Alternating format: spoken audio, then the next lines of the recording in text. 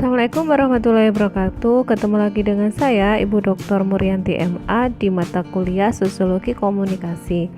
Pada pertemuan kali ini kita akan membahas tentang media sosial dan perilaku pengguna media sosial.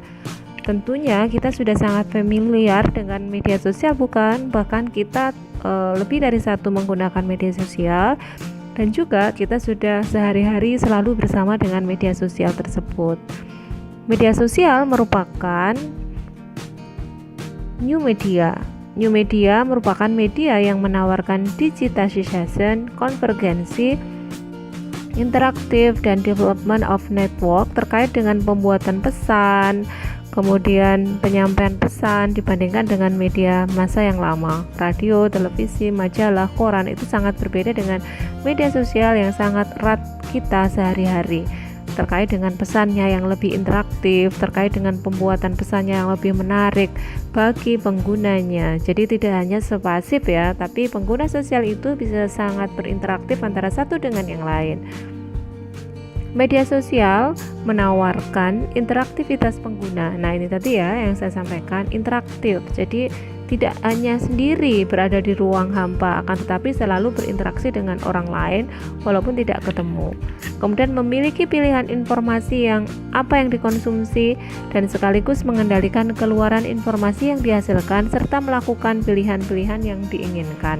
Jadi pengguna sosial itu sangat interaktif dan sangat bisa memilah-milah konten-konten yang bisa dia konsumsi dan tidak bisa dia konsumsi. Media sosial menghasilkan ruang virtual. Ruang virtual itu adalah ruang yang muncul sebagai akibat dari penggunaan media sosial dalam berkomunikasi. Ingat ya bahwa media sosial ini adalah komunikan dan komunikator itu tidak bertemu, akan tetapi dia ditemukan oleh node-node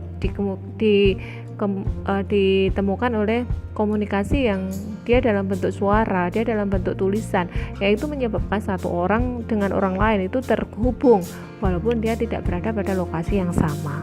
Nah, ruang ini yang disebut dengan ruang virtual kan. Jadi tidak ada ketemuan secara langsung, akan tetapi bisa dilihat dari gambar-gambar yang disampaikan, suara tadi ya. Jadi bisa ketemunya itu melalui penggunaan teknologi media. Informasi yang masif dengan media sosial ini dapat mempercepat akhir sosial yang ditandai dengan transparansi sosial. Jadi lenyapnya kategori sosial, batas sosial, hierarki sosial yang sebelumnya itu ada di dalam masyarakat. Media sosial ini membatasi atau tidak membatasi sama sekali ruang gerak kita sebagai pengguna. Kita bisa berkomunikasi dengan siapapun, dimanapun, dengan cara apapun, dalam waktu kapanpun. Dan itu tidak mengenal siapa sih yang kita ajak bicara, itu tidak membatasi itu. Jika kita tidak berada di dalam ruang virtual, tentu kita akan susah ya berkomunikasi dengan orang yang berada di Amerika misalnya, orang di Australia. Tapi media sosial ini mendekatkan kita dengan mereka sehingga kita itu bisa menyampaikan pesan-pesan yang ingin kita sampaikan. Kemudian media sosial ini atau ruang virtual itu juga menimbulkan pencitraan, penggunaan akun palsu yang tidak dapat dideteksi yang memunculkan ilusi dan fatamorgana. Jadi harap diketahui bahwa walaupun kita berinteraksi, tetapi kadang kita tidak akan pernah tahu siapa yang akan kita ajak bersharing informasi, dan yang paling penting itu pencitraan apa enggak sih, itu benar enggak sih yang dia sampaikan. Nah, itu terkadang menjadi kendala utama ya di ruang-ruang virtual. Pengaruh komunikasi dalam media sosial ini itu terdapat pada kepercayaan, nilai, dan sikap. Jadi pasti komunikasi yang kita peroleh di sana itu akan mempengaruhi itu gitu kan, sikap, nilai gitu, karena terus-menerus informasi itu disampaikan oleh media sosial itu. Kemudian pandangan dunia, organisasi sosial, tabiat manusia, orientasi kegiatan, persepsi diri dan orang lain itu bisa dipengaruhi loh oleh adanya media sosial ini, karena informasi bersifat terus-menerus dan orang ketika dia sudah suka pada situs apa dan channel apa, pasti dia akan mendapatkan atau ada rasa keinginan tahu yang lebih ya ketika menggunakan media sosial tersebut, dan cenderung akan mencari tahu secara lebih banyak lagi gitu. Nah, pada masa awal-awal dulu selalu ditanya, benar nggak sih media sosial itu sudah menjadi media massa? Betul sekali, media sosial itu menjadi sangat lengkap ya. Jadi dia bisa menjadi komunikasi di semua level, itu dia bisa. Mulai dari intrapersonal dengan diri sendiri itu bisa, karena tanpa kenal orang pun seseorang juga banyak mendapatkan informasi, konten-konten yang ada di media sosial tersebut. Kemudian bisa komunikasi antrapersonal antara dia dengan orang lain, kemudian dengan kelompok, kemudian dengan publik, dan yang lebih luas lagi dengan massa yang tidak jelas siapa dirinya, siapa orangnya, berapa akunnya. Itu bisa dilakukan dengan media sosial ini. Jadi sangat komprehensif dari komunikasi yang bersifat personal dan komunikasi yang bersifat massa gitu. Bahkan yang menjadi tren sekarang ini, apa informasi yang disampaikan oleh media mainstream, misalnya televisi atau radio, itu biasanya diperoleh dari sumber primernya adalah media sosial. Kenapa? Karena media sosial itu benar-benar sumber primer kan, karena setiap akun atau setiap pengguna itu selalu mengupload atau mengupdate informasi dirinya sendiri, yang itu ditangkap oleh media massa konvensional, kemudian disiarkanlah melalui saluran-saluran televisi, radio, dan sebagainya. Jadi lebih bersifat sekunder kan, dan yang primer adalah media sosial ini. Jadi memang media sosial ini saat ini menjadi kekuatan informasi yang sangat luar biasa, sehingga kita harus menggunakan itu untuk mendapatkan informasi, untuk men-share informasi, untuk bisnis, untuk kepentingan politik dan sebagainya. Karena hampir semua ruang itu dimasuki oleh media sosial itu ya, baik personal atau massa yang itu tidak kenal siapapun gitu loh di ruang itu, tapi bisa mengakses informasinya. Kemudian apa sih penggunaan media sosial itu bagi pengguna?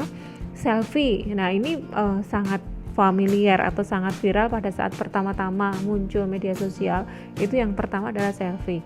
Orang bisa mengupload dirinya sendiri di media sosialnya sebagai bentuk eksistensi diri, narsisme digital, keterbukaan diri terhadap orang lain, sehingga dia membuka dirinya, oh ini loh saya di media sosialnya, dalam bentuk foto-foto narsis ya kan, foto-foto dia di mana, foto-foto lagi ngapain, kegiatan apa. Nah itu disampaikan oleh media sosial melalui selfie. Itu kegiatan utama yang dilakukan di media sosial.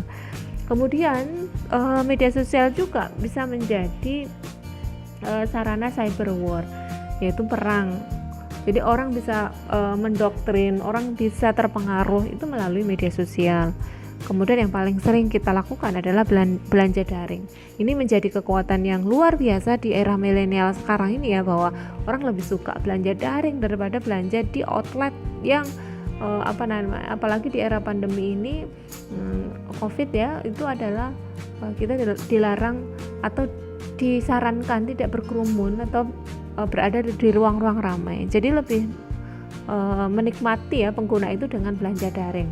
Apapun itu bisa diperoleh dengan belanja daring dengan penawaran harga yang saya kira lebih murah dibandingkan dengan harga-harga toko, karena memang tidak kena pajak. Nah ini menjadi fenomena yang luar biasa dengan adanya media sosial ini.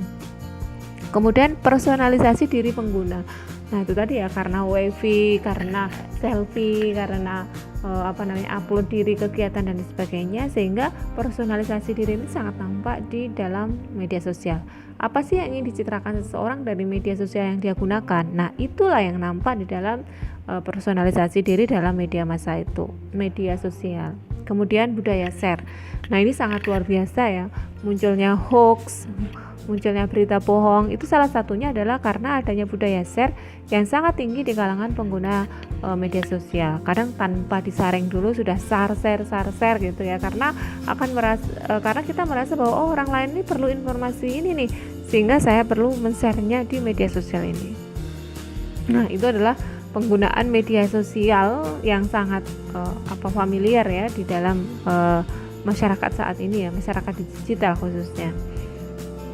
Nah, ada beberapa motivasi yang mendorong seorang pengguna menggunakan media sosial, meraih prestasi tentu ya, karena sekarang ini di era digital ini semua informasi pendidikan itu disampaikan melalui media sosial. mendapatkan informasi, kemudian adanya tekanan teman sebaya, adanya pengalaman positif, pemahaman diri dan interaksi sosial itu menjadi motivasi seseorang itu menggunakan media sosial. Jadi sangat kompleks gitu loh, mulai dari kebutuhan psikologis, sosiologis, edukatif, politik dan sebagainya itu mendorong atau memotivasi seseorang itu memiliki akun media sosial. Nah, apa sih tujuan dari penggunaan media sosial ini? Yang pertama adalah kepuasan kebutuhan dasar atau psikologis. Kenapa? Karena saat ini seorang masyarakat digital itu pasti tidak akan bisa dipisahkan dari HP yang dimilikinya, dari media sosial yang dia miliki. Dalam waktu sehari aja kalau HP-nya rusak, itu pasti akan mengalami kegelisahan, kebingungan, kesetresan dan sebagainya, karena memang itu sudah menjadi kebutuhan dasar. Sama halnya ketika kita tidak sarapan ya, makan pasti akan kelaparan. Ketika kita tidak menggunakan media sosial sudah menjadi kebutuhan, pasti kita itu akan ngerasa kita akan kehausan informasi nih, nggak update dan sebagainya. Ada apa nih sekarang?